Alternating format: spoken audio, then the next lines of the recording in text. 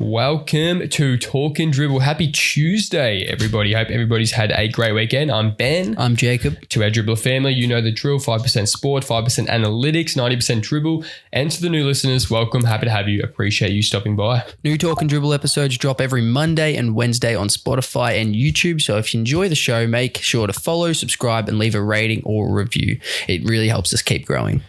Also, if you prefer us in short spurts, we post clips every day on Instagram, TikTok, YouTube Shorts. Hit that follow button if you like what you hear. And if you love your movies, TV, and pop culture, make sure to check out our other show, Beyond the Dribble, with new episodes dropping every Friday on all the same platforms. We just did a Stranger Things review of the finale and season 5. Got a great reception. And yeah, if you're a massive Stranger Things fan, go check that out. Yes, right. Also, this will be coming out on a Tuesday, as I said. So as we did our Stranger Things episode on a Saturday instead of a Friday, it just pushes back everything. So yeah, this would be a Tuesday that you're listening to. So, yes, sir. Because we're recording this on a Monday. Yep. So ready to go? Yeah, let's talk some dribble, bro. Let's do it, bro. Yes, sir. Just quickly. What are you doing, bro? Just adjusting. Cool. Okay, let's do this. What should we start with? Oh my God, that was loud. Bro, another big week. The MVP favorite possibly goes down. Well, actually did go down with an injury. Turns out it's a lot better than we were expecting. A lot of people were very concerned of an ACL. Thank God it's not that. So he's out, what do they say, about 4 to 6? Yeah, Jokic. Yeah, about 4 to 6 with a hyperextended knee. Yeah, that probably rules him out of MVP contention, you'd think. Sadly. So the MVP race is wide open. Shea, Luka. I think Shea's the favorite now, the betting favorite. Yep. Luka is, I think he's second. But Luka, he misses a few more games and he's cooked from the MVP as well. Yeah. So blokes are just dropping like flies, which we do not want to be seeing. Well, with this Jokic injury, I think it's opened the door for the MVP race for just about anyone. What is with when we start recording, things start falling down. This has been up there the whole time, and as soon as we start recording, Lapuki drops down. Just want to take that, just a little bit of that blue tack. Oh yeah, fuck. Yeah, just mayhem in the studio. Just mayhem. Nothing moves, and then we press record, and everything just goes to the shit. Anyway, I think it is a open MVP race, but I think there's probably 4 players now who could be in the MVP conversation now that Jokic he probably can't win it. I think it's Shea, Luka, Jaylen Brown, and Cade Cunningham. So I think it's 2 West, 2 East. So SGA, if he just continues on this trajectory, averages the most points in the league, is the best player on the best team, they'll get the 1 seed in the West. He's probably going to be the favorite. Luka, if the Lakers get a top 3 seed and he's averaging the stats he's averaging, above 30 plus, almost triple double again. Like it's basically Jokic, but just not as good. Yep. And then like he could definitely be in contention. Jaylen Brown, they're knocking on the door of the 2 seed. They're half a game behind the Knicks right now. Jaylen Brown's just dropped a 50 piece. He's like top 5 in scoring. Bro, if he leads this team to a top 2 seed in the East with the team they're rolling out, bro, he's got to be in that conversation. And then Cade Cunningham being the best player on Detroit, if they get the 1 seed, I can't see a world where he gets it over a Luka because they're very similar players and Luka will average better in just about every category. But if he's the 1 seed and maybe Shea, Luka drop off a little bit and Detroit just run out the East, there is a world where he could win it, I think. I think those 4 players are the players to watch for. Yeah, no, fair. I can't see Jaylen Brown winning an MVP. That's just, I'm not a chance. Well, no, there's no world, but when Jokic is out, now it's like, okay, his stats are being compared to Shea's. I would put Ant Edwards in there over Jaylen Brown. Well, Minnesota are currently sitting at the 6th seed. Yeah, in the West. Yeah. In the West. Boston are 22-12. Minnesota are 22-13. Damn. Yeah. So what are we talking about here? Yeah, but where's Ant in scoring? I think he's actually he's pretty high up as well, isn't he? But then obviously stats wise, Ant doesn't fill it up like the rest of them do. So that's fair enough. But Jaylen Brown ain't winning no MVP. Jaylen Brown at 30 points a game and at 29. Yeah, that's impressive from JB. Not gonna lie. Bro, Jaylen Brown. If you're gonna pick the top 5 leading scorers in the league, and it would be Luka, Shea, Tyrese Maxey, Jaylen Brown, and Donovan. Pretty impressive. That I would not pick that. No. Like, I would not pick that at all. Yeah, Tyrese and JB, even Donovan, kind of, that's a bit of a surprise. So Yeah. love to see it. Love to see it. Some high quality seasons this year from some certain individuals, which we love. So some blokes are just absolutely cooking. Absolutely. I should preface, so we're just going to touch around the league to start off with. We're going to touch on some All-Stars. Yes, sir. We're going to do a little top 10 potential first-time All-Stars. Yes, sir. We're going to discuss if the Warriors should trade Draymond, and then we got some elite segments. We got Keep 3, Cut 5 2018 NBA Draft Edition. We got Who Would You Rather Jamal Murray Edition with him dominating.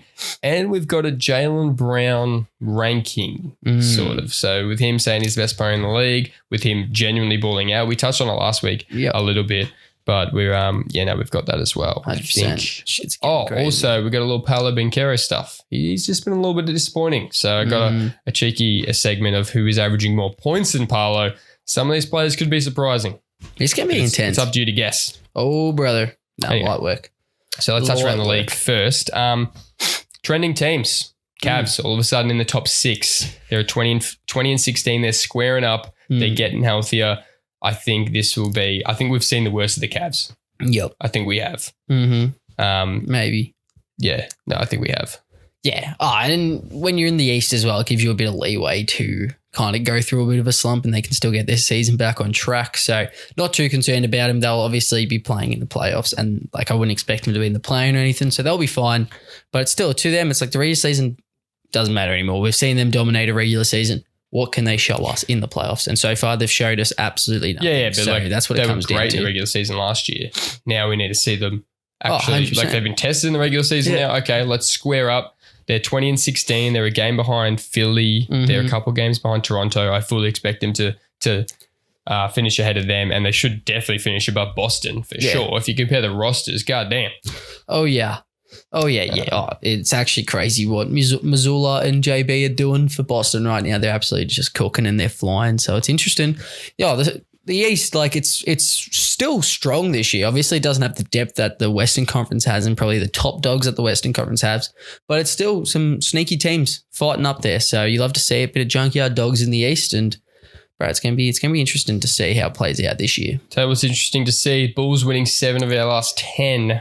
Ooh. Sitting at 17 and 18, right at 9th spot. Oh, brother. Shocker. We love the play-in. Yeah, bro, you guys live for the play-in. I actually can't believe it. It might be Kobe White. Yeah, genuinely. It might be Kobe White. He's that dookie. He's not playing bad. His stats are actually decent. No impact. Just zero impact. Bro, I wouldn't even know how many games we've won with him being in the team. I reckon we're about 8-2 or something when he came back. Yep. Obviously just shit the bed. Sitting at 17 and 18 and we won 7 of our last 10. And he went down about 6 games ago. Yeah. Ridiculous. Yeah, I don't know what it is. Probably should have moved him when you had the chance. But I don't know what the asking price would be for him now. It probably isn't too high. So it's interesting. I don't know what the Bulls are. What are the Bulls? We're a playing team, bro. We're a playing team. We try hard at points. I don't know what we are without Giddy now. Giddy's down and he's out for a few weeks. Done a hammy. And I'm not keen to see it's like the Pittsburgh what our record is when he comes back. You're just like Pittsburgh Steelers. You're just content with being just average. Actually, no, that's a compliment to you guys because the Steelers are better than you guys. But you guys are just content with we're never going to be a chance, but we don't want to completely suck. I don't want us to suck so bad that we're picking top 3, but we don't want to be too good either. We're happy with just being average. Yeah, no, that's real. It's interesting. You're like Essendon. Yeah, you guys are Essendon. We're not Essendon. You guys might be Essendon. Where do they finish? Yeah, well, we used to be good, and now we haven't actually been in the play. We haven't had a playoff win in years. Chicago Bulls are the Essendon Football Club of the NBA. No, we're not. I'm chucking that out there right now. What do the dribblers think? Because give me one good reason why you're not the Essendon Football Club of the NBA. Well, we have Josh Giddey.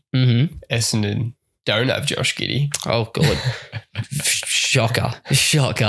That's just mind-boggling stuff. Look, it does make sense. Essendon were great, 90s to the 2000s. Yep, you've got a coach that... great in the 90s. Got a coach that did really well somewhere else, came to you and been pretty average since. Yep. Gets a lot of slack. And we haven't won a playoff game in years. Essendon haven't won a final in years. Goddamn, you might be right. Yeah. And Essendon constantly draft blokes who just do not hit. Just do not pan out. Bulls constantly draft blokes who do not hit. Trying to find these unicorns, these diamonds in the rough, and I'm telling you, they're just stones, man. They're just stones. There's nothing there. Pat Will's he's not a unicorn? Pat was a genuine liability. I actually can't believe that bloke is real. So maybe that's the one resemblance. Holy shit. Gotcha. Jeez, who would have thought we'd come to this conclusion? Didn't know we were heading that way. That early in the pod, honestly. Poor Bulls. Lakers jumped the Rockets in the West despite JJ Redick being the most miserable head coach in the league. I think he's close to just giving up. I think he has had enough. But just think how it would be so good as a coach sometimes be able to just sit back and be like, all right, let LeBron, let Luka, let Reeves just do their thing. But then, oh my God, there'd just be moments where you're like, holy fucking shit. What do I have to do to get these blokes to play some sort of high quality basketball on the defensive end?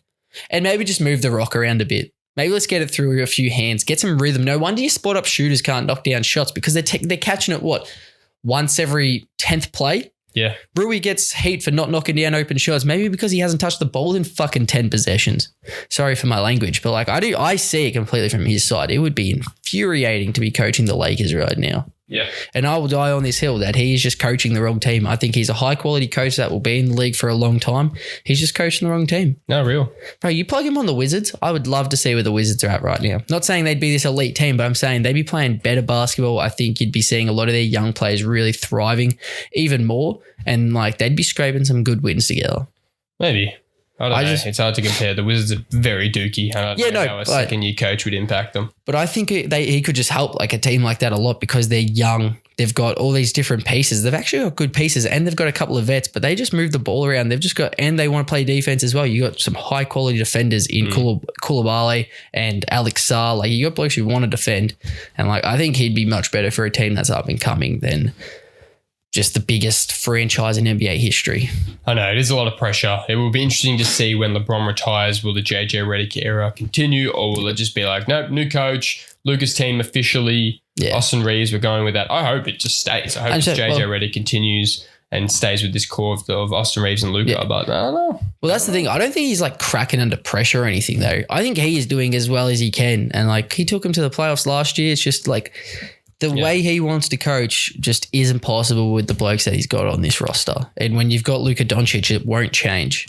True. Yeah. So true. Especially, and we love LeBron, but it's the exact same right now with a 41-year-old LeBron. But the thing is, he's an offensive mastermind. They're 7th in the league in offense. Yeah. It's just their defense. I think they're bottom 20. Yeah, they're 24th. Yeah, so and you can't tell me he wouldn't just be screaming at these blokes to play some defense. He wants them to play some fucking defense. They're only better than Clippers, Hornets, Kings, Pelicans, Wizards, Jazz. That's it. That's depressing. That's bad. They're worse than us. Yeah, they're worse than us, and we genuinely take 60% of possessions off our defense. I can't believe you're not the worst defensive team in the league. How bad is it? Because that was probably the toughest watch of my life when we played you guys. Yep. I was just like, what is this? What is this? You could get whatever you wanted. No one covers split insane. Ever. There's there's no communication. Bro, our transition defense is so shit. Yeah. Bro, Vooch is just thinking about what he's going to do on the offensive end when he's on defense. Genuinely. He's just like, all right, I might pull up for a 3 when I get the ball. Oh, fuck, they scored again? Shit, how'd that happen? Seriously, it's bad. But geez, that's awful by the Lakers. Yeah, but then they're 7th in offense. So it's what's their net rating? They're 16th in net rating. So they have a negative net rating. That's how bad their defense is. They're 7th in offense and they have a negative net rating. Goddamn. Anyway, that's, what can you do? The Lakers, man. Shambles. You know who's balling out though? Where if you just skip across town a little bit, my boy Kawhi Leonard, absolutely balling. The Claw is putting the league on notice. Right. Holy crap. He's actually putting, if he put it's a big if he puts a full season together. But he talking about MVP talks. If he continues this, bro, they got 12 wins on the year. No, but I'm talking about the Clippers are starting to find a streak and it's early in the year. I'm saying if he can put a full season together, which I don't expect him to, so don't quote me on that. But I'm saying bro, sneaky chance. He's absolutely balling. He's playing one of the better players in the league right now. Zero chance.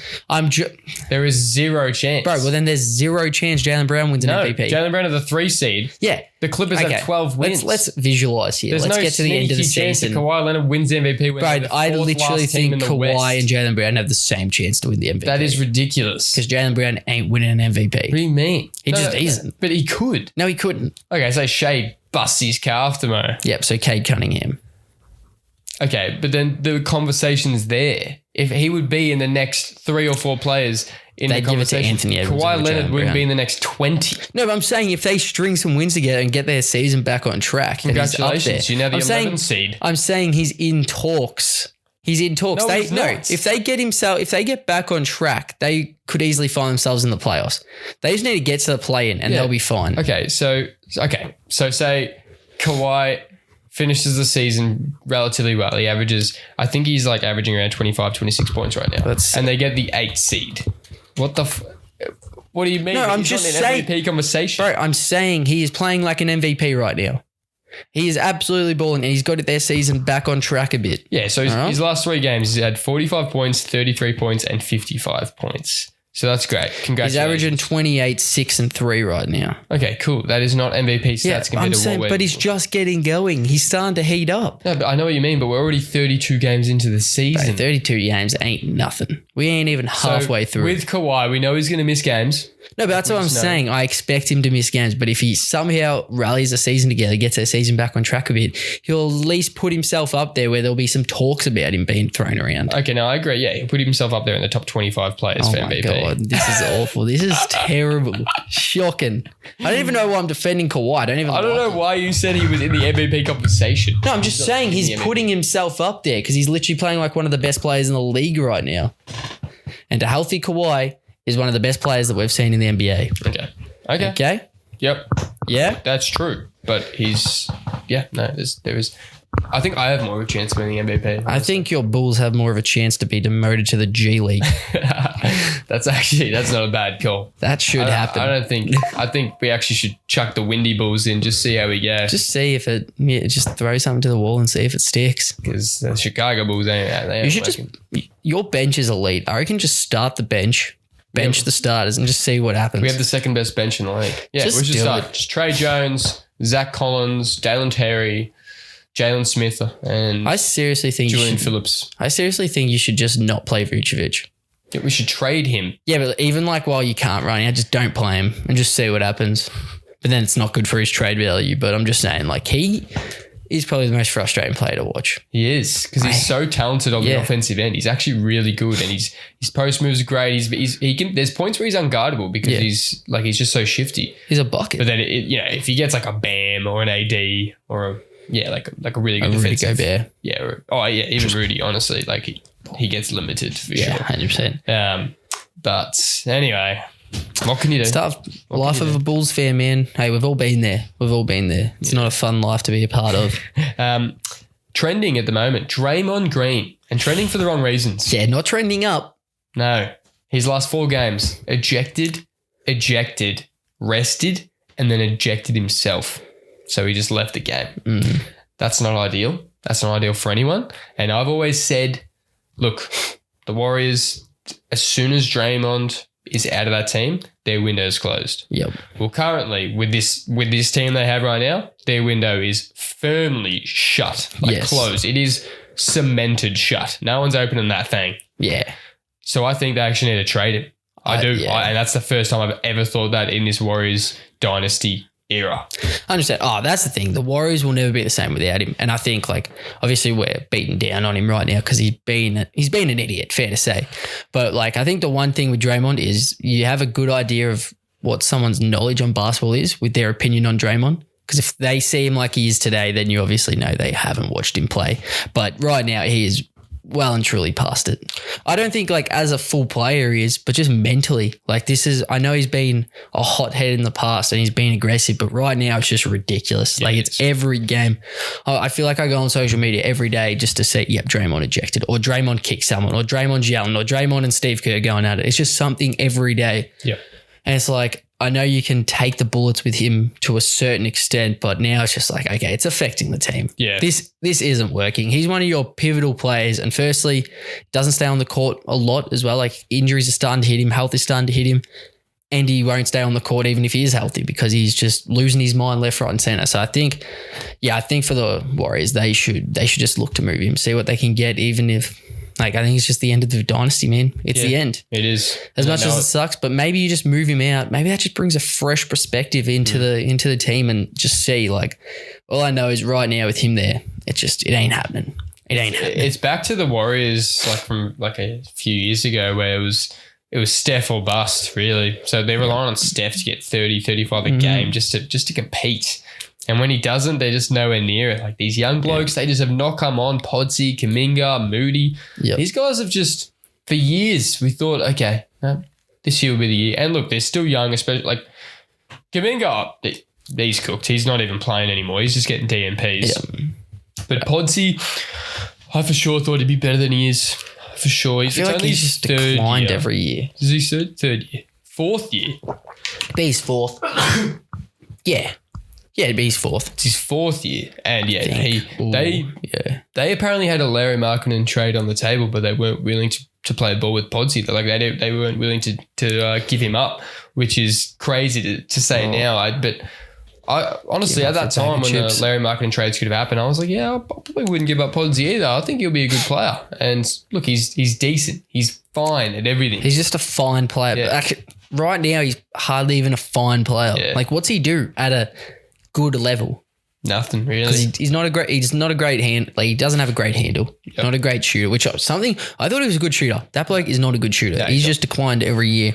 And then defensively, he's just average as well. So there's just nothing to him where you're like, what can this bloke come out to? What is the upside to his game? Well, what is what is the peak? What is the peak of Podsy? I can't see him averaging a 20, 10 and 5. He is at best a 15, 5 and 5 player. But I see that for a lot of their young players as well. Moody, I just don't really see it. Kuminga, I don't see it at all. I've never understood the Kuminga hype. Every year it blows me away. It's just his intangibles. It's just his athleticism and he's got this natural talent, and he's got this, when you see him and you see him in transition, you're like, whoa. Oh, okay. Okay. But that's it. He can't play in the system. But he's still raw. I know. Yeah, you can't be, is this his fifth year in the league? Yeah. Fifth year in the league? You can't still be this raw of a player. And I know he probably hasn't been developed to the level that you are, but I feel like you got to take some self-criticism on that as well. You are around one of the, I know people hate on it, but you are around one of the best coaches of all time. You're around arguably one of the best defenders of all time in Draymond. You're around one of the best players we've ever seen in Steph Curry. Now Jimmy Butler's there and stuff, and you've learnt nothing. You have literally learnt nothing. He's still just a cone on the court because he literally just, I don't want to, be too mean, but the IQ just isn't there on either side of the court. So it's what have you learnt after being around such great basketball minds and talents? I don't get how you can't pick anything up like that. Yep. He's and it's a shame because each year you're like, oh, he looks better now and he's good for a few games. And then it's teams see the scouting report, do a little work on him. Like, okay, it's easy to stop him. And then eventually he just falls out of the Warriors rotation and it's deja vu every year. So it's like, oh my God, could the Warriors just trade this guy? I can't believe he hasn't been moved yet. I don't know what is going on. I want us to go for it because I'm I would rather the upside of a Kuminga than Vooch just sitting there aging each year, value losing, being lost. Vooch, Kuminga, straight swap. Let's do it. I'm down. Yeah. I'm down. What would you have to put with Vooch though? Well, Kuminga's earning a bit of money now. Vooch would be earning more, but you'd have to pay Kuminga as well once you get him. No, because he signed a contract extension. Yeah, wasn't it literally just till the end of the season? I don't think it was an actual extension with him. Yeah. It was literally a contract so once the deadline hits, he can be moved and then sign an extension. Well, that's the thing, because I don't think anyone would want to play ball with that. I wouldn't want to give him anything. I wouldn't want to give him a long-term deal. I'd want to give him a 1 year, see what happens. Literally. I just don't see it. I just don't think he's that high of a, I just don't think he's that great of a player. What's it called? Top 10 in offense and defense. That is a massive thing, and most championship teams are top 10 in both. Yep. So I've gone and looked who are top 10 in offense and defense. So who when I look at this, I'm like, these teams are the teams that can win the championship. Yep. If you're out of this, you can't. Okay. That's the black and whiteness of this. Okay. Yep. There are 4 teams who fit this category across the East and the West. Do you want to guess, or do you want me just to say it? Up to you. What do you want? Have a guess. Okay, have a guess. So obviously OKC's in there. OKC are in there. They're 5th in offense, 1st in defense. Spurs are not in there. Okay. Pistons. The Pistons are. They're 9th in offense and they're 2nd in defense. Okay. Surely the Knicks are in there. The Knicks are not in there. Knicks aren't in there. Oh, Timberwolves. We're in there, aren't we? The Timberwolves are in there. Yes, You're sir. 8th in offense, 5th in defense. Fuck yeah, so there's one more team. Surely it's not Denver because surely their defense isn't up to. defense is Boston.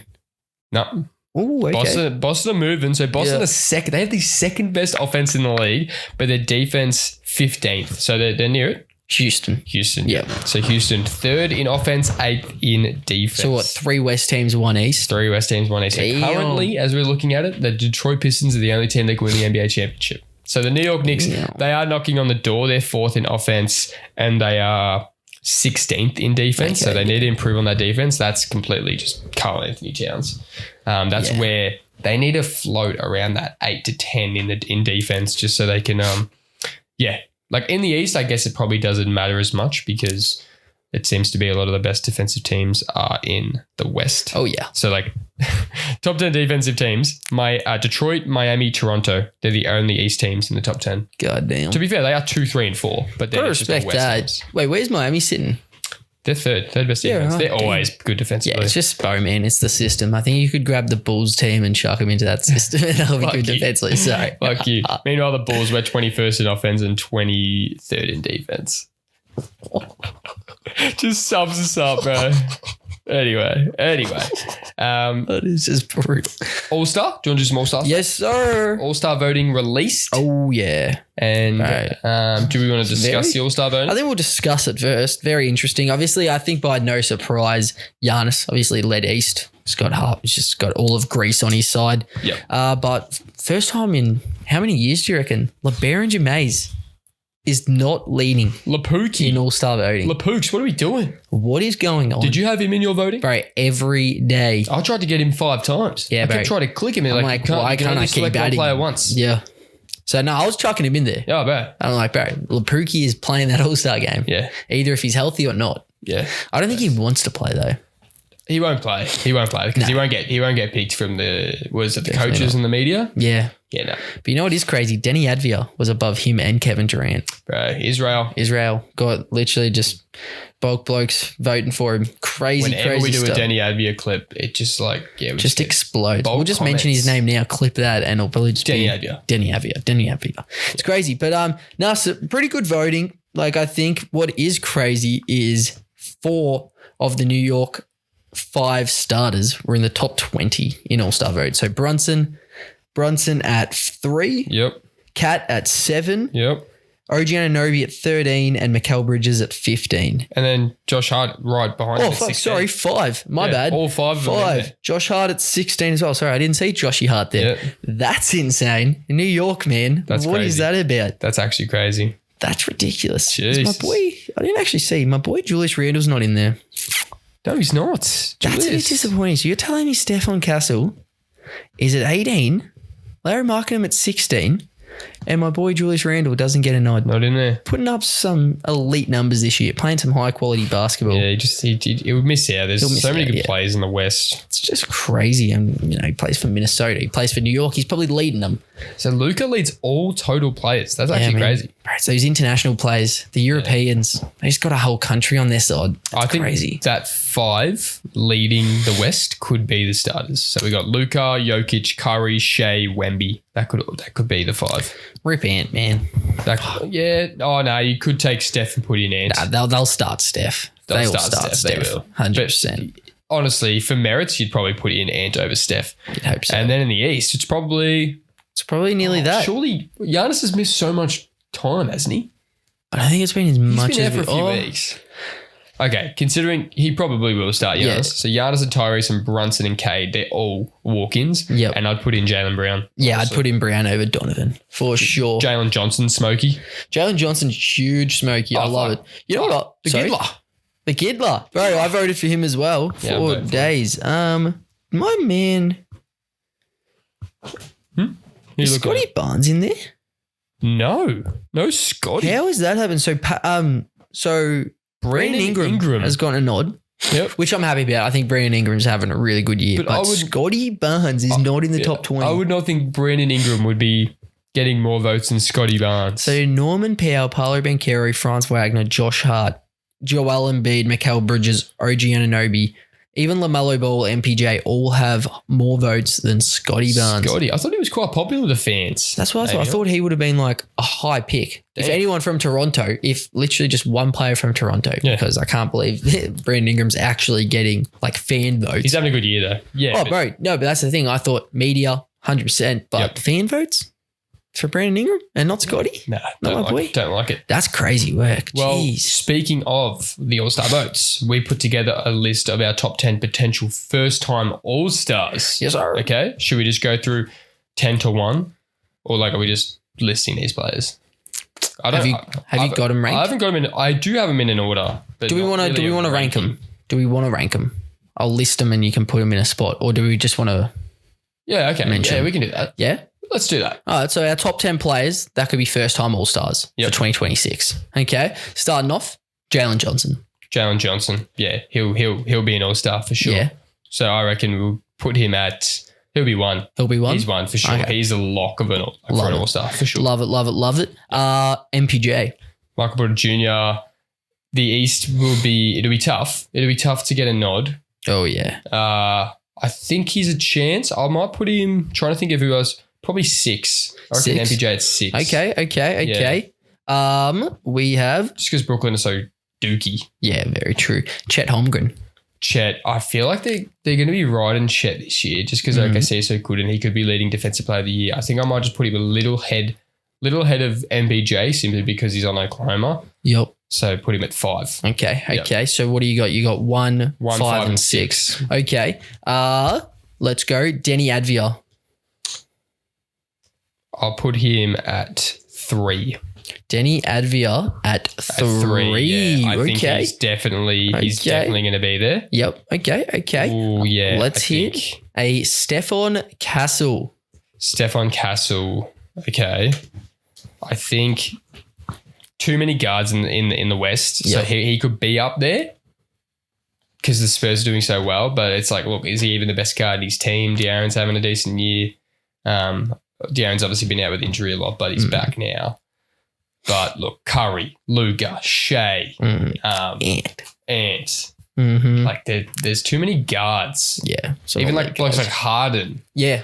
Mm-hmm. So, Devin Booker. Yeah. He's not making it. No. So I'll put him at 10. Yeah, honestly. I think that's a safe spot for him. 100%. Yeah. Next up, Austin Reeves. So I would have had him as an automatic starter. We were literally saying that he would be starting a few weeks ago. 100%. He's injured now. Mm-hmm. So that would drop him. I want him to be an all-star. Yep. It's just the injury. I don't know which way they're going to go. So I think I'll put him at, if he was healthy, walk-in starter. But I think I'll put him at 7. 7? Yep. All right. The Giddler, Josh Giddey. The Giddler. Okay. Wait, so I've got... So you got Jaylen Johnson at 1. Yeah. Denny at 3. 3. Chet at 5. MPJ at 6. Austin Reeves at 7 and Stefan Castle at 10. I'm going to put... but now Giddey's injured as well. How long until the All-Star break? I don't know. I feel like it comes like just the school starts back. So I'm trying to think. Yeah. I remember just trying to skip it for school. So probably like early Feb. It's just tough because it's like there's Tyrese, there's Brunson, there's Cade, there's Donovan, there's Jaylen Brown, there's LaMelo even, and now Giddey's out. I'm sorry. If LaMelo Ball gets a all-star spot over Josh Giddey, I will riot. Now, honestly, I think he's still a fat chance because he had such a good start to the year. Yep. So I'm going to put him at, I've done 5 and 6. Yeah. Nah, I can't put him higher than them. I'm going to put him at 8. Yeah, okay. Yeah, just the injuries. Jamal Murray. Yeah, put him at 2. Yeah. Put him at 2. He should be I didn't even mention him in the guards. 100%. He should be a walk-in, and 100%. He is now currently the only healthy starter for Denver. Yep. They got Jokic, Aaron Gordon, Cam Johnson, and Christian Brown all out. Crazy. Give me Jamal Murray. It actually feels gross mentioning his name hasn't been an all-star. I know. When you think of just the work he's done, it's just, but he's done it all in the postseason when it matters. It's like, is he a Hall of Famer? It's weird. Well, it's like, I think if he gets another chip, then he definitely could be. Yeah. But then it's like, he just hasn't had the regular season success. What's his resume? Which shouldn't matter. But for some reason, when you like take in resume, it's like, oh, well, he averaged this and this and this. But it's like, but his stats elevated in the playoffs, but we don't seem to mention that when it comes to players. But yeah, I like it. 2. Jaylen Brown. Yeah, I think he'll be an all-star. So I say I'll put him at 4. At 4. And then 4. That leaves OG Anunoby for 9th spot. OG Anunoby. You know what? I actually really like that list. Yeah, I think you've done well. So what? Jalen Johnson at 1, Jamal Murray at 2, Denny Advia at 3, Jaylen Brown at 4, Chet Holmgren at 5, MPJ at 6, Austin Reeves at 7, Josh Giddey at 8, OG Anunoby at 9, and Stephon Castle at 10. I like it. I don't want to say I fucking nailed it, but I think I fucking nailed it. I'm not going to lie. I'd put Giddey. I think I'd put Giddey at 5. I think I'd put Giddey over MPJ and Chet. And Reeves? Yeah, well, it's just like Reeves is injured as well. And how long's Giddey's injury? Like, he's being reevaluated in 2 or 3 weeks. They're probably similar. I thought it may have been a bit more short term. No, you probably got it good then. Reeves was playing better than Giddey, but Giddey was balling. He was balling for us. It's just tough, man. Injuries sucks. It sucks. Someone's just got to turn injuries off. Yeah, bro. Turn the injuries off. I can't believe no one thought of that yet. Why are we being so silly about it? You know what's the biggest crime is Jimmy Butler being at 17. Yeah, that's the crime. How the flip is that guy getting votes right now? Bloke's just nowhere to be seen. It's a bit of a joke at times, isn't it? So we were talking about this before we started recording, but once again, the Bulls, the Heat, and the Hawks have just wound up in the exact same posse as they always do. The play-in. Miami, 20-16. Bulls 17-18. Hawks 17-20. I'm starting to think, let's just merge the teams. Dead ass. Mm-hmm. Let's merge these teams together. Let's put them all together. We get Spo as coach. We get the Giddler. Great call. We get maybe Trey as well. Starting lineup of Josh Giddey. Tyler Hero. Jalen Johnson. Yep. Patrick. No, Bam Adebayo. And Onyeka Okongwu. No. Could just do Vooch. Bam and Vooch. Bam and Vooch. Probably Riley Kalal actually. Yeah. But you got Wiggins in there. You got Dyson in there. You got my boy Nikhil in there. Kobe White off the bench. No, we're good. I think Giddey's the only one getting a nod. Nah, bro. Martis. Pat will, bro. Just so you can pay him in an extension. Fuck that guy. But seriously, I look up and it's like, bro, I'm watching this year. I'm like, surely Atlanta's having a good year. Like, we were so hyped about their off season. Like, they just pulling pieces together. Yep. No, they've got a losing record. Yeah. And are they behind the Bulls right now? They are behind. What kind of mockery is that? Because they've got individual players doing well. Nikhil's having a career year. Jalen Johnson's one of the better players in the league right now. He's picked it up again. Yeah. It's genuinely since Trae Young has come back, they have fallen off a cliff. Just move him off. Maybe just give him to like Minnesota for we'll give you Rob Dillingham. Okay? Yeah? Rob Dillingham for Trae Young. Straight swap. Height for height. I think that's a fair trade. Rob Dillingham is a bust. Rob Dillingham, I actually have a few stats on Rob Dillingham. Yeah, let's hear them. And it is rough. It's rough? I love my boy Rob. Shifty Rob. But that guy's just not an NBA player. As much as I hate to say it, and I was so hyped when we drafted him, even though I knew that he was this small guard that, look, probably won't pan out, but I was so hyped about this man. He was so shifty. But, bro, he is shooting. So, no, he's split. He's Sass at first. Doesn't get a whole lot of minutes, but 4, 1, and 2. Yeah, not great. But he's shooting 41, 34, and 67. 67 from the free throw. Yeah. 40's not bad for a field goal percentage. For a total field goal percentage, not ideal. What's the normal? Like the average, that'd be around the average. Yeah, no, but still, for the minutes he's then it's just the eye test as well. Like, he got drafted as our future point guard. Yeah. The bloke's not a playmaker. No. Does not bring blokes into the game whatsoever. Comes off a screen, just looks for his midi straight away. It's just poor shots all the time, especially when you're talking about he's on the court with an Anthony Edwards, a Jaden McDaniels, a Julius Randle, a Naz Reid, and he's pulling out for shots like that and just does not bring anyone into the game, and then he might be the worst defender in the entire NBA. He's got a low IQ on both ends of the court. Gambles on defense. He literally, because he knows he can't stay in front, and he's in the passing lanes a heap and gambles, but he's just not long enough for that. No. And then he just gets beat off that top foot every time. Yep. And then offensively, he just can't run an offense. And I don't know if that's a confidence thing. I don't know if it's a coaching thing, or I just don't know if he's just not up to it, but it's one of those. And right now, I think it's fair to say you can label him as a bust right now. Damn, and you traded up for him. We traded up for him. We gave up like a 12-year-old right now for that guy. And that 12-year-old will probably end up being a superstar in the next Victor Wembanyama. So Probably. who knows, man? It's just shattering.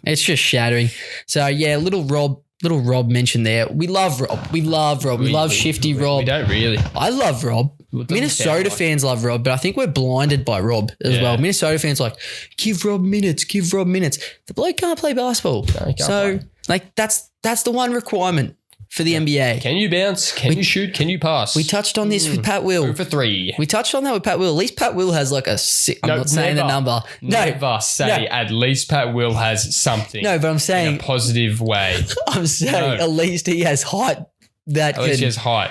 No, but that's what I'm saying. Like he can at least go on there and be just like not a presence. I won't say a presence. He can't catch a ball. I won't say he can't catch a fucking ball. I won't say he's a presence, but at least from a viewer's eye, it looks like he can be a presence out there. You watch Rob Dillingham, it's like, well, he's small. He's very small and he doesn't do anything at a high level, actually at an average level right now.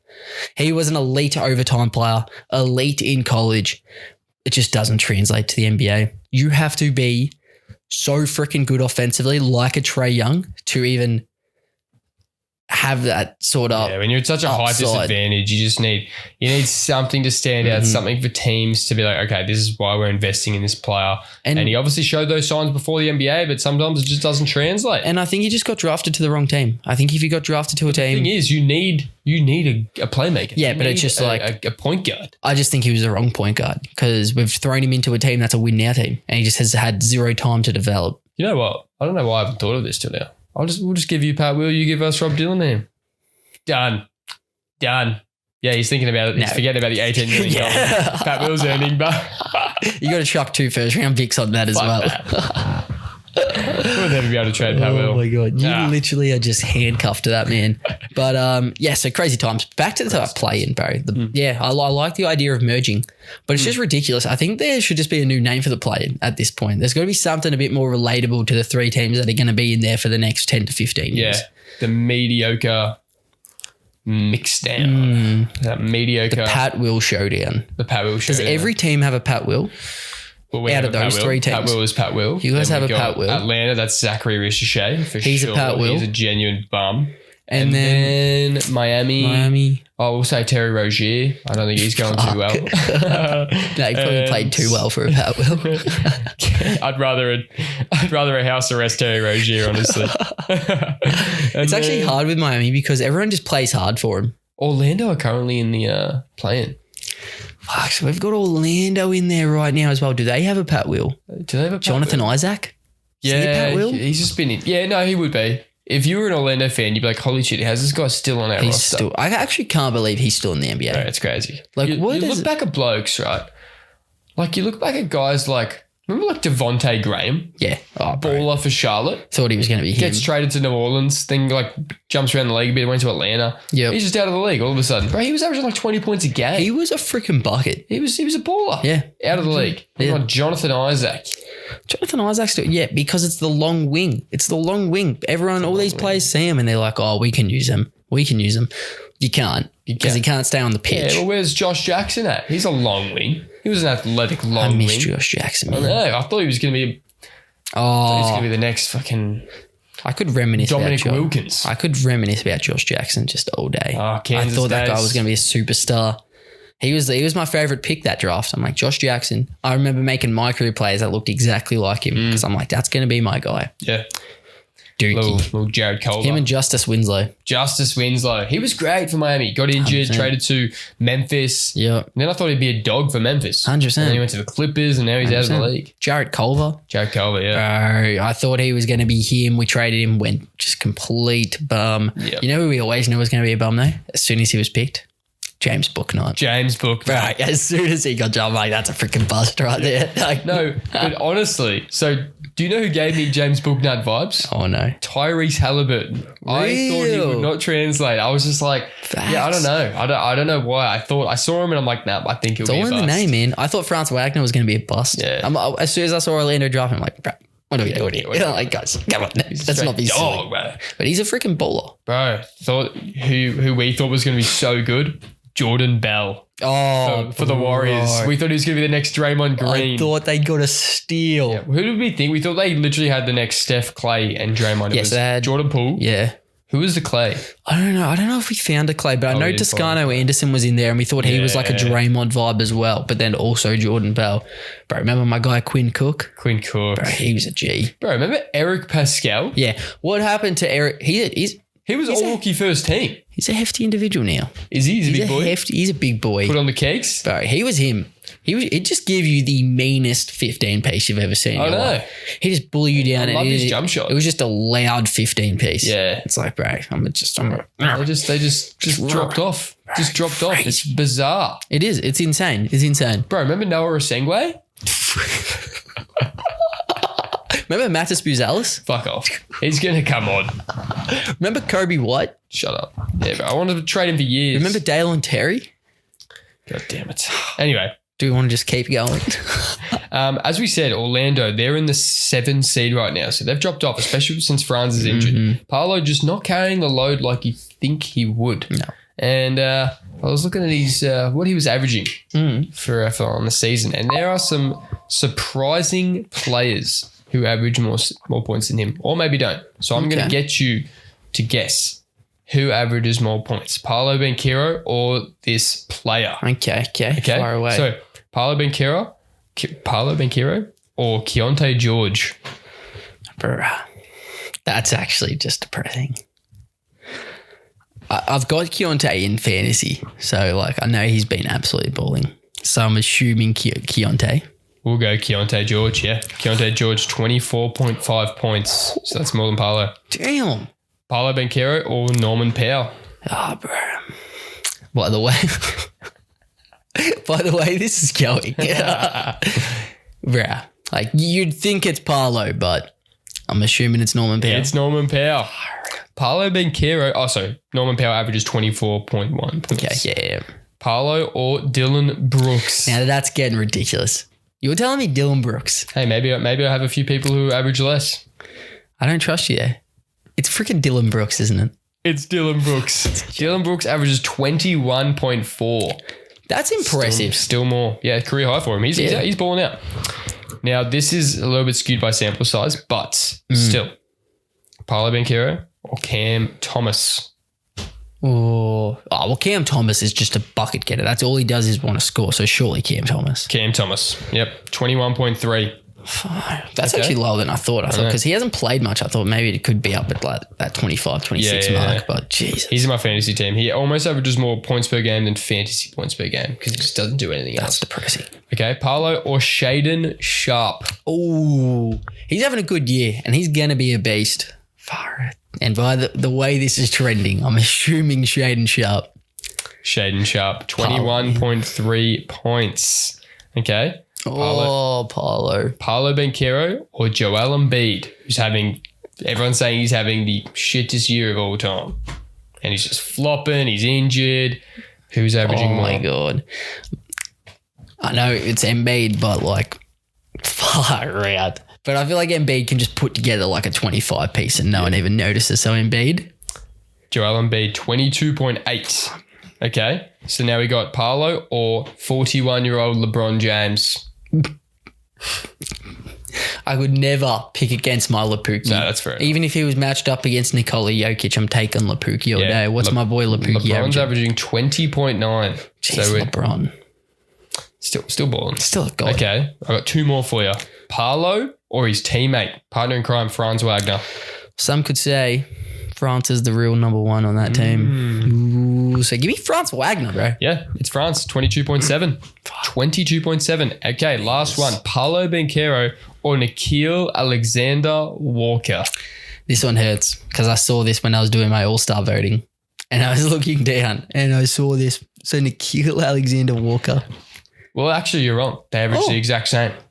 They actually had him above on the All-Star. They have him above though, so he's above on the list, but they are both averaging 20.7 points. This is ridiculous. Wait, 20.7? 20.7. The drop-off of Paulo has to be studied. Like, Paulo, what's going on? If you're averaging 20 points in the league, that's a tremendous effort. But for a number one pick, bro, you can't be sitting at the 7 seed right now. And we're talking about like certain players that progress and stuff. And he just hasn't, in terms of like his jump shot is still just not a good jump shot. And that's the bad thing about Orlando and what limits their offense so much is their two best players don't have a jump shot. Like France has improved a touch.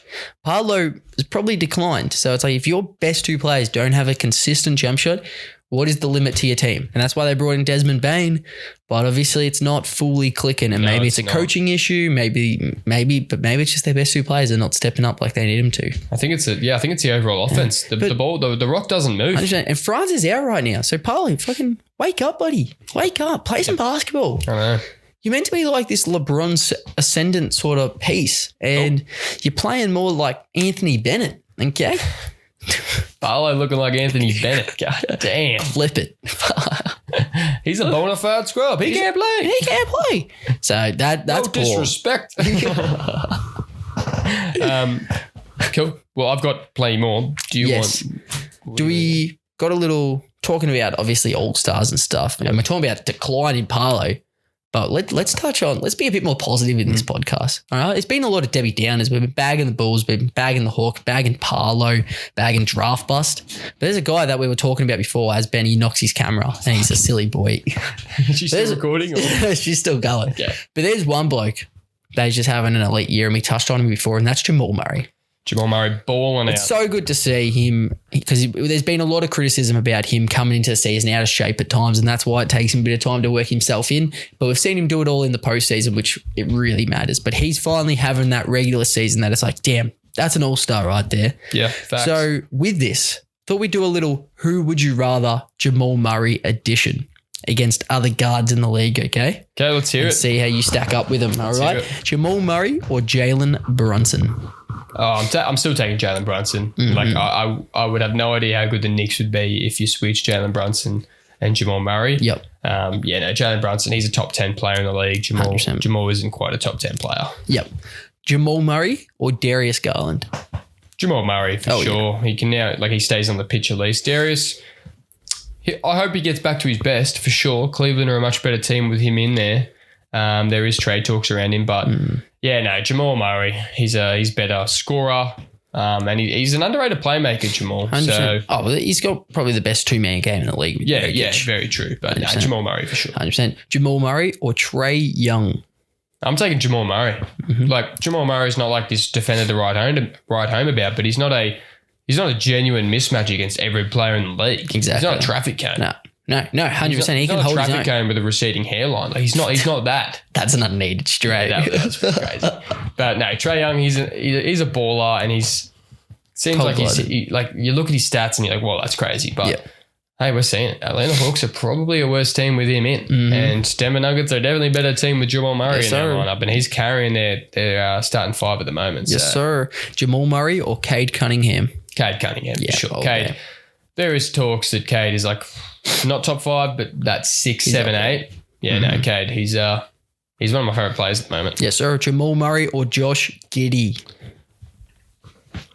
Oh, the Giddler. Nah, you'd have to go Jamal. Yeah. Hey, in terms of a rebounding guard, Giddey's about the best there is behind Luka. Yeah.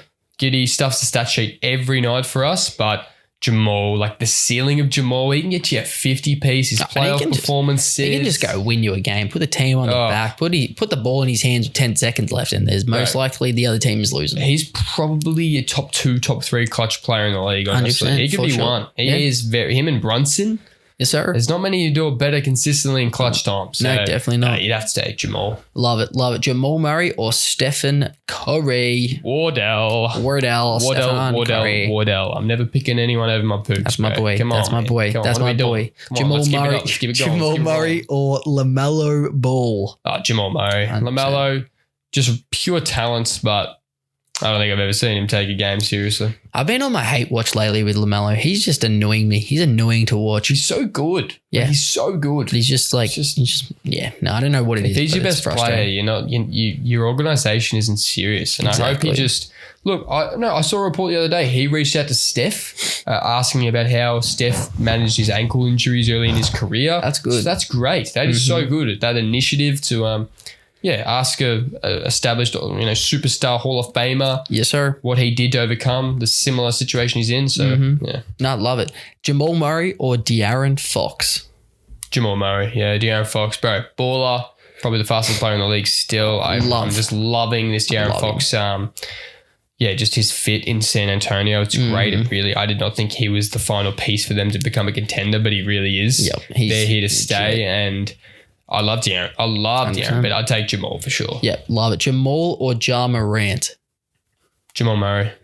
Yep. Ja Morant, just as reliable as a broken condom, that bloke. Can't shoot, can't stay healthy, can't play defense. Yeah. He's smaller than Jamal, marginally. Jamal, better shooter. And better Jamal in has some clutch weight time. behind him as well. Yeah, and like Memphis, we're seeing them right now. They're just unraveling as an organization. 100%. Jamal Murray or James Harden?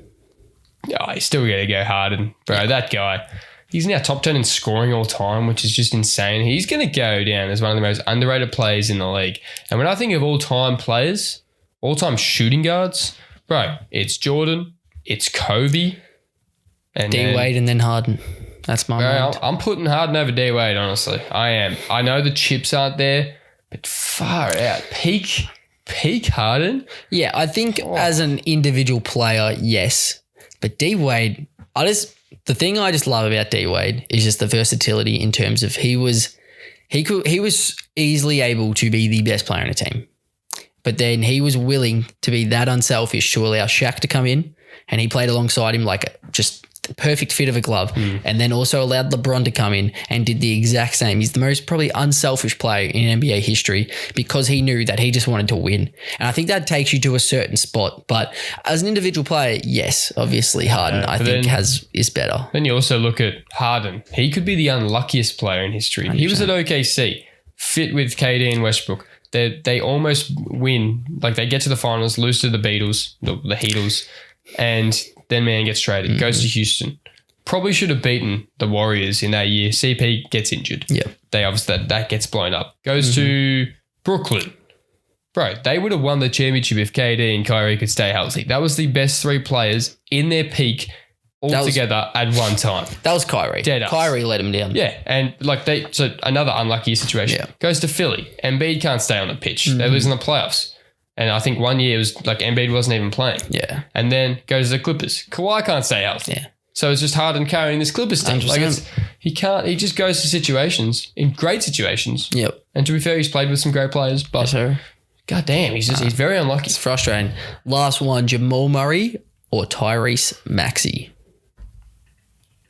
Right now I'm taking Tyrese Maxey. Yep, all day. Holy moly. He's one of the best players in the league. Bro, he is just a flat out scorer. He's a one. He is definitely a one. They've got a clear path with Embiid, like the post Embiid era. 100%. See you later, bro. Tyrese Maxey is here to stay. See you later, bro. Embiid. Hey, we're good, bro. We're good, bro. Paul George. We're good, bro. We're Tyrese good. Maxey's here. Tyrese Maxey's here. Don't bring Ben Simmons back. You can stick around if you want, but we're good. Little shout out to Colin. Uncle Colin. I've got a little. I was thinking about what moves the Bulls can make, and I was thinking, Zion Williamson. He needs to be shipped out. He does. The Pelicans, they're probably, they're the worst team in the West. They're 8-28. And Zion's just in and out of the rotation. Sorry, in and out of the lineup just through injury. And they need to trade him ASAP while there's still any value. So I was looking through all of these teams. I'm like, there's a lot of East teams who could go with Zion. Yes, sir. So these are 5 East teams that Zion Williamson could be traded to. Okay. Far away. So, as I mentioned, number 1, the Bulls.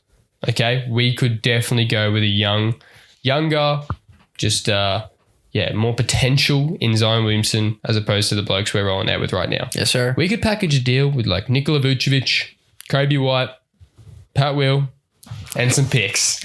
Send that off to New Orleans and give us Zion Williamson. Trust me, they'll do it, bro. They'll do it. I think you'd have to throw in like 3 extra first if you want to add Pat Will. I know. I actually was like, I deleted Pat Will initially, and I was like, no. We'll chuck him in there. See if they even notice. They're usually behind the 8 ball, so they may still think he's this up and coming talent. They may think he's a rookie. They could be dumber than us. 100%. So it's either way. You got to just set the bar as high as possible, because then the next offer, if you have to take Pat Will out, then it looks really good. It's like, oh my God, look at these players we get. And we don't get Pat Will? Yeah, facts. We get to leave him over in Chicago? Use Pat Will as a little bargaining chip. That's quality. But if they take him, huge. So that could happen, maybe. New Orleans is just like, look, let's get some picks. Let's get some more capital. We don't have our pick this year. Get Vooch. Wouldn't make much sense for them to go get Vucevic, though, would it? Yeah, no, look, they don't need it. But it'd just be more to match salaries. And also just to offload Zion and be like, look, now we're really focusing on this youth going forward in Jeremiah Fears and Derek Queen. Oh, and Trey Murphy. They are the future. And Zion, I don't think it's panning out in New Orleans. I think we need to get the hints. Yep, 100%. Okay, so then the Detroit Pistons. So the 1 seed in the East right now, could they make a move? So there's a lot of talk about them making a move for AD. Mm-hmm. I can see a Zion in their future. So you could package a deal: Tobias Harris, Jaden Ivey, Ron Holland, couple picks, maybe not even a couple picks, maybe just 1. Yeah. Look, that's 2 lottery picks in Jaden Ivey and Ron Holland, and then you got Tobias Harris to match contracts and a pick or 2. Do you reckon they'd have to give up both Holland and Ivy for him? Yeah, you would. Because neither have shown much. It's not like, oh, you've got all this potential in Jaden Ivey. Like, neither of them have really shown anything. I don't think they'd want Ivy too much, because then they're running out 2 small guards. Yeah, but it's... Ron Holland's interesting. Yeah, Ron Holland is interesting. Yeah. I don't hate it. Like, that's probably one of the better packages they could get. Like, get 2 good young players that, like, if they stay healthy, could be interesting. Yeah, but then you got Tobias Harris on your team, that's not ideal. If Detroit make a move for any of these players, Tobias Harris, he'll be in it. So, okay, the Atlanta Hawks. So the play-in queens. So we got Zion Williamson will go to the Hawks, obviously. Mm-hmm. Hawks can dub up Zachary Ricochet, Kristaps Porzingis, and maybe a couple picks, or maybe like a lot of picks, honestly, because it's really just betting on the Zachary Ricochet. But like he's not really getting minutes. Like he is getting minutes, but through the end of games, he's just benched. Yep.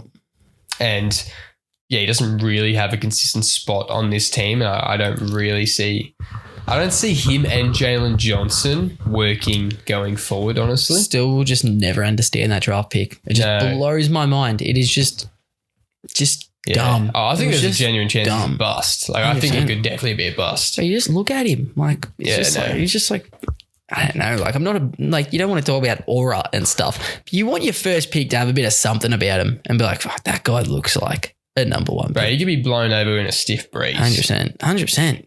Bro, and that's coming from me. Yeah, like, god damn. Hey, give yourself credit. Thanks, bro. I just said that to see if you would compliment me. You passed. But that is a potential package. Yeah, don't mind. Atlanta could definitely go with a Zion. Imagine that lineup of Trey, Jalen Johnson, Dyson Daniels, Zion, Onyeka Okongwu. I would like that. I like it. I don't think that's as like obviously Pistons would be better. Imagine Cade and Zion together. Oh, and Duran. That is some big boys. Yeah, bro, imagine wrestling with Zion and Duran down low. Oh my God, you're going to get eaten. That's when you probably have to give an Isaiah Stewart as well, actually. I was about to say it. Then you got Isaiah Stewart just coming in and just killing blokes. Bro, I like it. Yeah, bro, that's tough. Like that's tough. And then I've got the Hornets. So that's if you are, okay, look, we're going to keep LaMelo Ball and we've got Concanipple and then Brendan Miller. Yep. And you just move pieces around that and fit Zion with those 3 young studs. So we go Zion coming in for Miles Bridges. Maybe look at Diabate He's Yeah. a young center, but Yep. like that's probably where the But value I think is. Talkin is better anyway. True. Their other Yep. big, like he's a blocking machine. Trey Mann, Yep. Colin Sexton. Like it might not be all these players, Yep. and then maybe a pick as Yeah. well, or maybe a pick or two. Honestly, You could probably chuck in like if they want like some young player like Saloon or something because he's an Yeah. absolute bust. But if they want like, oh, Just he's a got bit this of- high potential, yep. maybe, bro, throw him in. Yep. But No, yeah, no, I don't that's- mind that as well. Like, Yep. bro, that would be a fun team. I don't know how I know. good they would It be, could but that would go- be fun. It could get worse. Like it could get bad real quick. Like LaMelo and Zion on the same team. It's just like an absolute joke. Or There'd be some Holy crazy shit. plays. If we're Oh. seeing LaMelo and Miles Bridges make some crazy plays, Yeah. bro, imagine LaMelo and Zion. Zion. Like if they can stay healthy. God. Like it is pairing two injury prone players, and it's Yeah. like it could just be A disaster. a class. disaster and they'll blow up the team within 6 months. But it could be one of the most exciting teams in the league. That'd take him next level to Yeah. the best league pass team in the league. Oh, for sure. Holy shit. For sure. Okay. And then last one, Miami Heat. Okay. So you could get rid of a Wiggins, probably Khalil Ware, and Wouldn't do Jaime Jaquez and picks. Wouldn't do it. Or a pick. If I was Miami, I You'd have to. am not moving off Khalil Ware. You'd have to. I would. Yeah, no, I just would not Well, who- move off Khalil Ware. Because you'd have to give up one of Tyler Hero, Bam, or Khalil Ware. But do you have to? What's his stock at? Okay, so then if you're Miami, or if you're New Orleans, what are you accepting from Miami? You're not accepting Wiggins and Jaime Jaquez. Wiggins, Hame. Trying to think of their team right now. Yeah. You're just not. Like there's a no. Pele There's no Larson and a few picks. There's no way if I was Miami, I'm giving yeah, up like Khalil Ware. Larson's probably the next. Like a Davion Mitchell, I'm actually, Nikola Jovic. I'm like dead serious on this. Like not in this package, but if I was Miami, I'd be more likely to move off Bam than Khalil Ware. I am dead serious on that.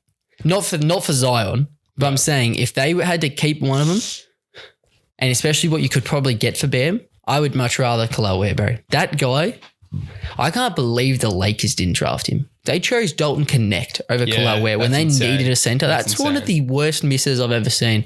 But like that bloke is a stud, and like he's not a unicorn because we can't just be throwing that around. But like the way he moves at that size, he's going to be a defensive beast, and he can shoot the pill as well. That guy, I would put a lot of stock into him because he's already shown he's probably just as good of an offensive player as Bam. Yep. And his ceiling is so much higher, and his defensive ceiling's higher as well. Bam's been this raw prospect that hasn't really fine-tuned a lot of things, especially offensively. Bro, Khalil Ware, sorry to turn this into a Khalil Ware fest, but I just wouldn't move off him. I just would not move off him. He's a special you talent. Trade Bam Adebayo before you trade Khalil Ware. That's Like- actually crazy. Definitely also because of what you could get back for Bam. Like you could get some pieces for Bam. Yeah, And- but like you could also get pieces for Khalil Ware. But like I don't know, like what's Bam was just in the Olympics, a year and a half ago. He's a good player. No, I think he is. Teams have been wanting to trade for I'm him, not- and Miami said, "Bro, Bro, you're I'm not not- touching Bam. I'm not saying Bam isn't a good player. That guy is a stud, He could obviously. be an all-star again this year. Bam, Yeah. for sure. I think Khalil Ware's ceiling is higher. I would rather move off Bam than Khalil. Because I think you want to stay with that younger timeline, which Bam's not old or anything, but I think Khalil Ware, bro. I buy all the stock in that man. Still, bro, like imagine, okay, you're Miami. Mm-hmm. You've got Bam, you got Tyler Hero, you got Zion. That could be a Okay. very dangerous And then three. 2 weeks later, you've only got Bam on the court. Yes. Okay, they're all healthy. That should be a top 4 team in the East with an Eric Spoelstra coaching you. Are we bought in on Tyler Hero being like a 1? If he's healthy, he's no. He's not a 1 on a championship team. Like, he's just not. He's a 2. For sure. I just don't think Miami's winning anything if they've got Bam and Tyler on their team. Well, they just need it. They needed a gym. Like they need a bloke. They should have been trading for Kevin Durant the whole time. That's what I didn't get. Yeah, I don't like, get they why you should don't have go been. after It made him. sense. They were missing a wing. Instead, they brought in Andrew Wiggins, which was just bizarre. But obviously, that was for Crazy. Jimmy. But Crazy. anyway, okay. So out of those trades, what do you rate the most? Pistons, Bulls, Hawks, Hornets, Heat. Like for the Pelicans or for the other team? Just as a trade Oh, well, if for both sides. for both sides, probably Detroit, I think. Yeah, getting Ivy and Ron Holland. I think Yeah. that's two players with some pretty good upside. Yeah. And then, you get some picks as well, you'd reckon. I don't mind that. Like, I'm still really high on Jaden Ivey. I think he can be a really high-quality player as long as he stays healthy. And Ron Holland, he's an interesting piece. Who knows what he could be? Yep. I just, I love that trade for Pelicans with Miami, but I just obviously wouldn't give up Khalil Ware. I wouldn't do it if I was pals with Bulls. I wouldn't take Vooch. I probably wouldn't even take Kobe White. What was the other one? So you take Pat Will? Sorry? I forgot he was a person. Actually, quite interested with the Hornets one as well. Yeah. Don't hate it, but probably like it more for the Hornets. Actually, no, I actually don't like it for either team. No. And was that it? Was there one more? Yeah, the Heat one. Yeah. And that was it. Yeah, no, I think I like it for the Pistons the most. I don't think that's terrible. That'd be a crazy watch. You just probably wouldn't want to make a move for the Pistons. You wouldn't want to touch what they're doing at the moment. But then I don't hate it because the blokes they're giving up, none of them are really having like crazy impactful minutes for them. I know, it's just funny when teams make moves like that. It 100%. Can impact the ecosystem of the culture. For sure. Zion is he's a bloke who doesn't just come in and fit into a system. He's a bloke who, he is the system, or he has been on all these teams. So, and Detroit's just always been a culture team. So it's like that's a big part. You move off certain players. Who knows how that affects certain relationships? So, no, I like it. I do like it. All right. And like, I just also think if you're a team that's serious about contending, I don't like the idea of making a massive splash halfway through the year. Yeah. Because I just think you need an off season to make things work. So I don't like that too much, but don't mind it. Don't mind it. Those are quality. Yes, sir. Quality picks right there. Love it. What are we thinking next? What do we got? Well, I've got Keep 3 Cut 5 2018 NBA Draft. Let's hit that up. Do you want to do that? Yeah, I think so. Cool. So I've got 8 players here. Right? Okay. So you have to keep 3, cut 5. So this is a stacked draft. This is a stacked draft. Okay. So if you're listening to this right now, or this will be a clip, for sure. Chuck this in the comments, squad. Okay. What are you guys doing? Keep 3 and cut 5. Okay. So first up, Trae Young. I'm actually trying to think. I'm forgetting all the depth of this draft. Yep. I know. Even putting this list, I was like, oh my God, this guy was in this draft. Crazy. It's actually crazy. I think I'm going to start us off with a bang and cut Trae Young.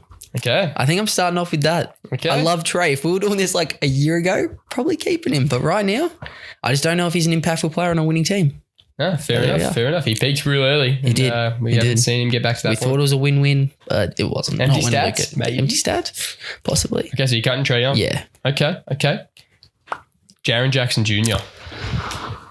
He's a very frustrating player, but I can't think there's too many better than him in this draft, and he is one of the best defensive players in the league.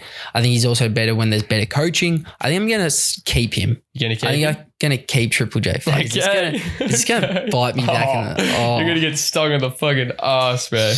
Nah, it's all good. Okay. We got Jalen Brunson. Fuck me. Yeah, you didn't remember him, did ya? No. He was the same draft as Luka? Yep. No. How did I not know this? Yep. Shit. Well, I got to keep Jalen Brunson. Yep. Fuck, there is someone missing out because I only know there's one more bloke I'm keeping. Okay. Fuck you, Triple J. Shit. We got Mikal Bridges. Okay, I'm happy to cut him. I'm happy to move on. Mikal Bridges. Yep. Cut Mikal Bridges. Okay, we got Michael Porter Jr. I'm happy to cut. Okay. Happy to cut. Yep. We've got Miles Bridges. I'm happy to cut. I have to cut him. So what we got? We got 2 more. Oh no. We've got Shai Gilgeous-Alexander. How did I forget this, bro? I don't know, bro. This is an absolute mare. Absolute. I was like thinking, mare. I knew it was deep. I'm like, nah, like DeAndre Ayton will be in here or something. He's not even on this list, bro. He didn't make the 8. You keeping or cutting Shai? Statement call. I'm keeping Shai. Oh, you keeping Shai? Yeah. Yep. Okay, you keeping Shai. Is that a statement call? I don't think that's a statement call, is it? Well, then obviously we got Luka Doncic. Fuck me. It could have been so good. We're cutting Luka. And that's on you, bro. That's on you. You kept Triple J, Shai, and Brunson, and you didn't account for Luka, man. I shouldn't have even, after I kept Triple J and knew that I cooked, I should have just cut Jalen Brunson. Yeah, but Far out. But you wouldn't can't even- cut Did you even remember Shea was Bro, in the draft? I completely Yeah. brain faded that Shea was in that Shea draft. and Brunson. I don't It even throws think me of off because he moved teams, and Yeah. it just throws me off so much on those years just bobble together. Yeah. I remember like the lottery. Actually, well, no, obviously he was in the lottery, but like I remember like the ones that like probably didn't pan out as much, like your Marvin Bagleys and your Aitons and stuff. But Yep. Nope. Far that's tough. I've cooked it. That's tough. But I'm taking SGA over Luka. I'm taking SGA over Luka. Would you? I think I am. If I could have one of them on my team right now, bro, I'm picking SGA. One bloke's want to chip in it. One bloke's want to chip a finals MVP and an MVP. And Amen. And one And guy, just he's humble as. Yeah, humble. So is Luka off the court. 100%. But humble. And I know everyone gets angry about his foul baiting, but doesn't complain and plays defense. Yeah. And is one of the best offensive systems you will see in your lifetime. Yep. And he's So, a better leader. I think he's just a 100%. better leader Yeah. in general. Well, you see OKC feed off his energy. Lakers feed off Luka's energy, which can be quite bad sometimes. So Oh, and the OKC, what team is closer as a 100%. unit than No one. OKC? No one. You couldn't compare. No, 100%. That's the one thing I want like Anthony Edwards to grow as is keeping his cool, because when you're the leader, no matter how good these players are and how big their personalities are, they look to the best player. Yep. They look to the coach and the best player, but mainly on the court, the best player. And if you're up in arms, that's why Minnesota get teched a lot. That's why Lakers get routed a lot. You know who keeps their freaking cool all the time? Freaking OKC, because their coach is as cool as a cucumber and their best player literally is just locked in 24/7. Facts. So, Cooking, Shay, man, I'm not like your biggest fan just because you're cooking us every year, but that man is a special player. He is, and I don't like the hate he gets all the time. No, I don't appreciate the hate. Why does, like we're saying, like Luka got the most All-Star votes in the out of, like from the fans, which is great. It's just like if you guys are watching this guy consistently, he can be very painful to watch. 100%. Luka, and Shay's never like that. People don't like the way he foul baits, but there's a lot of that going around in the league. Honestly, he's not one for one. I'd put myself out there to say that Luka and Brunson are worse at foul baiting than Shay. I straight up think Shay I know it can be foul baiting at times, but there's also times that he's just so much better than you that he's just getting by you, and you've got no option but to foul him. Yeah, facts. Where like, yeah, so like they all have it. They all have a sense of it, but I think Luka's the worst at it by far right now. Oh, real. And when he doesn't get it, he'll get it 5 times in a row, and the one time he doesn't, Loses his mind. genuinely loses his 100%. mind. It's like, bro, chill. Like he just does that all the time. As soon as he gets inside the three, foul baiting every time. It's not fun to watch It's at a all. skill, but it's just like, it's annoying when you see him and it doesn't work for him, and then they get pissed off. Yeah. Shay's the only one who doesn't, because Jaylen Brunson, remember we watched him in New York, and he did not shut up. He was very frustrated. We Yeah. We're going for the Knicks, but we're up in like the nosebleeds, and you could see it from there. You're like, bro, that was the first time I noticed how bad it was. Yeah. I was like, bro, since when was Jaylen Brunson this bad with his foul baiting? But like, even like complaining about it. Like he was complaining non-stop. It's and ridiculous. He's a very chill guy off the court. 100%. Very chill. Right. It's Anyway. basketball, man. It's basketball. 100%. 100%. Wait, have you got something for us, don't you? You got a LeBron? Gee, LeBron. We won't do that today. No, not today. Okay, No. we'll do that today. I reckon. Do we have a little Jaylen Brown? Should we finish? Do you have finish anything off with else? that. No, that's it. I think we That's it. finish off with JB today. Finish off with 100%. JB. Okay, so JB has just dropped a 50 piece, announced himself as the apparent best player in the league. We don't think that, No. but we are going to rank him. So how does the segment work again? I don't know. I reckon maybe we just rank him. I mean, I reckon just with what we've got now, we'll save that for another time. I reckon I'm just keen to see how many blokes you have in front of him Okay. and how many blokes I have in front of him. Okay. So we're not going to do that. I have 5. What do you reckon? We can if you want. Let's do it. Let's try it. Let's try it out Okay. and see what happens. Okay, I'll start us off. Stick with us, dribblers. Okay, I have one. Okay. I have one player that's better than Jaylen Brown. Okay. I have 2 players that's better than Jaylen Brown. I have 5 players that are better than Jaylen Brown. I have 7 players that are better than Jaylen Brown. I have 10 players that are better than Jaylen Brown. I have 12 players that are better than Jaylen Brown. I have 13 players that are better than Jaylen Brown. I fold. Okay, here we go. Done well there. Okay. Done So you have well. 13. 13. Okay. All right. Jokic, Yep. Luka, Shea, Ant, Brunson, Cade Cunningham, Giannis, Wemby, Şengün, Steph Curry, Tatum, Halliburton, and Tyrese Maxey. Okay. So no. Wait, so third? You said Cade, yeah? Yeah. You said Cade. Yep. You said Cade. You didn't say KD. No. No KD. Last week I said Jaylen Brown. KD, but you have Şengün. I think Şengün. You think Alperen Şengün is better than Jaylen Brown? Yeah. I think he is a solidified one. And you have Tyrese Maxey. Yep. I said that last week as well. And you said Tatum? Said Tatum. And you said Halliburton? Said Halliburton. Okay. Did you say Steph? Yes, Yeah, Steph. you said Steph. So you said Jokic, Shea, Luka, Giannis, and Steph, Cade, KD, Wemby, Tatum, No, I didn't Halliburton. say KD. Oh, not KD. Yeah. So we've got the exact same. But I didn't. Apart from KD. So I have Jokic, SGA, Luka, Giannis, and Steph, Cade, KD, Wemby, Tatum, Halliburton, Jalen Brunson. Okay, so you don't have Maxey or Şengün. No. Okay. I didn't even have Şengün in my close calls. Really? So the blokes I was thinking about, I did have this guy. I had Anthony Davis in there initially. Yep. And then I took him out because he's dropped off this year. Yep. Donovan Mitchell. Yep. Tyrese Maxey. Yep. Kawhi Leonard, your man. Devin Booker. Yep. Jamal Murray. Karl Anthony Towns. But there I have Jaylen Brown. So I have Jaylen Brown at 13 in the league. Yeah. I've got him at 14. Yeah, this is when everyone's healthy. Yep, obviously. Yeah, this is so obviously if it wasn't, he'd be up to 12. No, 11. No, 12. like current players. Yeah. Right. Yeah. Damn. Okay. So I don't think he's better. Sorry, I think he is better than Şengün for sure. I just don't think so. And I'd have him over Tyrese Maxey simply because of his defense. I get that as well, but I think Tyrese Maxey is like a legitimate one. I think he is literally arguably one of the best American players in the league. Yeah, okay. But who would have the better roster right now consistently on a night-to-night basis, Philadelphia or Boston? I know. I think it's similar. I think it's Philly for sure. Boston? But like what? So you're getting maybe Joel every 5 games? No, not every 5. He's been playing like 2 out of 4 games. Okay, you get an average Joel. He's averaging 22 and 10 still. Bro. He's averaging no one on Boston is averaging that. Yeah, right. But when you're Joel Embiid, you can do that. Is it an impactful 22 and 10? Probably not. He's still Joel Embiid. But I think it even shows how more impressive it is for Tyrese Maxey that he's doing what he's doing when he actually has this many mouths. There's this many mouths to feed, it's not like there's that many mouths. Look, their best players would be Tyrese Maxey, Quentin Grimes, VJ Edgecombe, Paul George, Embiid, Kelly Oubre. So it's not like they're crazy deep. That's what I'm saying. But But like, he's got blokes that have been ones that obviously want the ball, and they're still just giving this bloke the ball every possession, and he is insanely clutch as well. I think he's a clutcher player than Jaylen Brown is. But I think Jaylen Brown's a better player.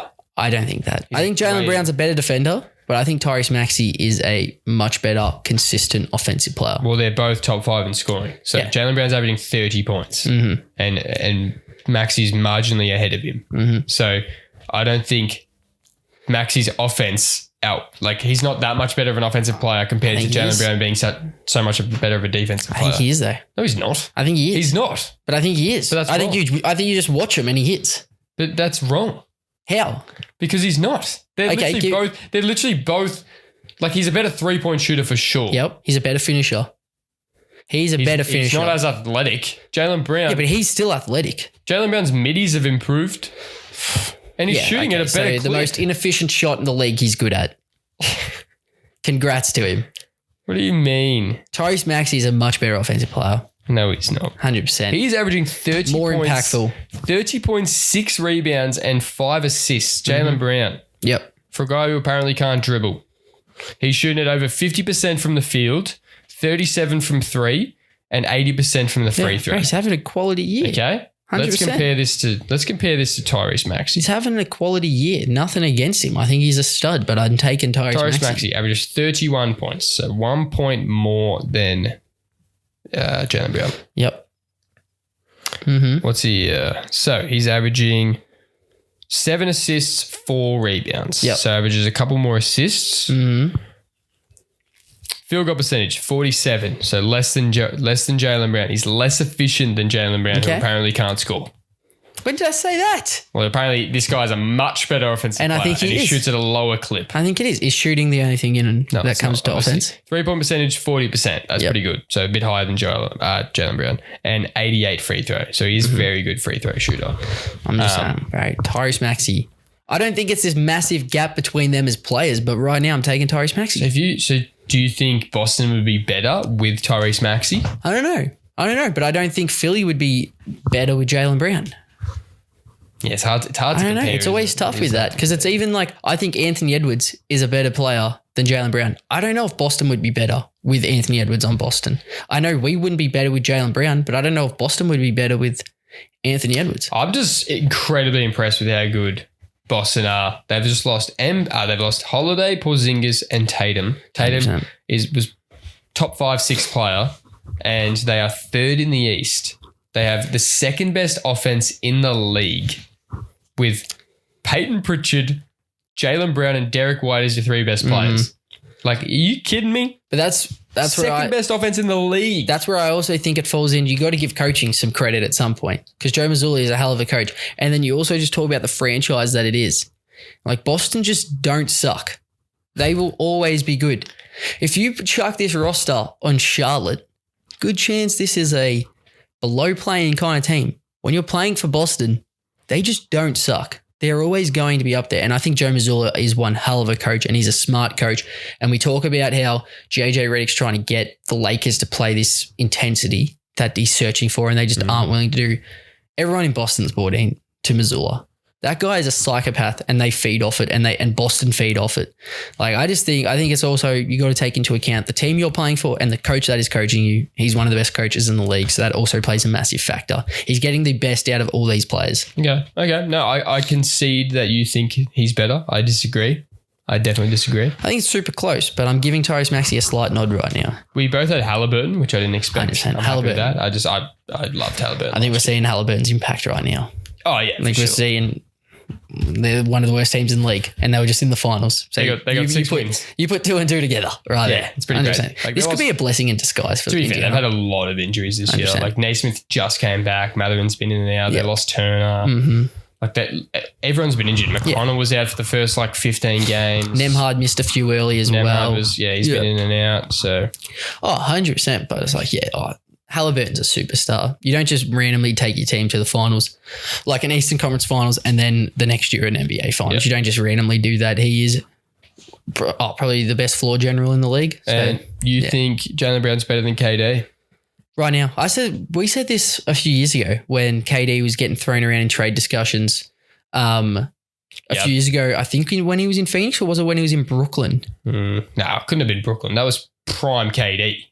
It was one of them, but no, I reckon it could have been Brooklyn because we were talking about that we wouldn't blow up this team for Kevin Durant because Jaylen Brown was getting thrown. I reckon it was from Brooklyn. Oh, like Boston. Yeah. Oh, yeah, but that was more just more of the context of Boston being they have Jason Tatum and Jaylen Brown who have proven they can fit together.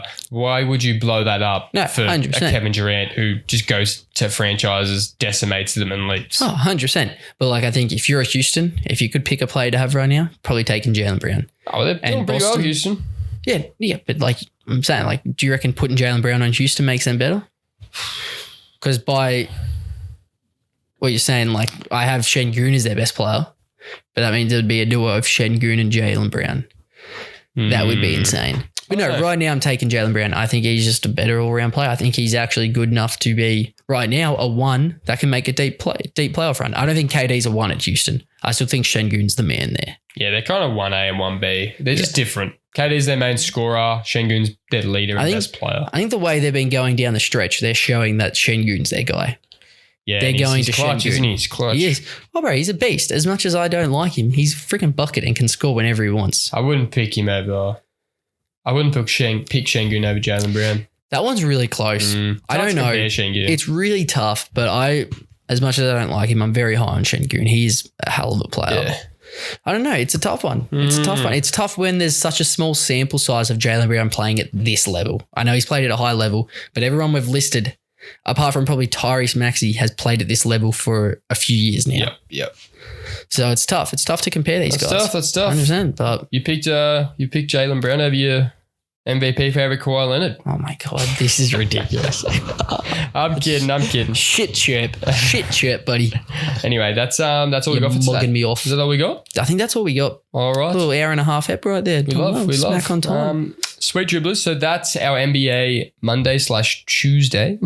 If you enjoyed the episode, hit follow on Spotify and subscribe on YouTube. It genuinely helps us keep growing. Drop your takes in the Spotify Q&A or the comments. We're reading out the best ones each week. And if you want more, we post NBA clips every single day on Instagram, TikTok, and YouTube Shorts. Come join the Dribbler community and be part of the conversation. We out.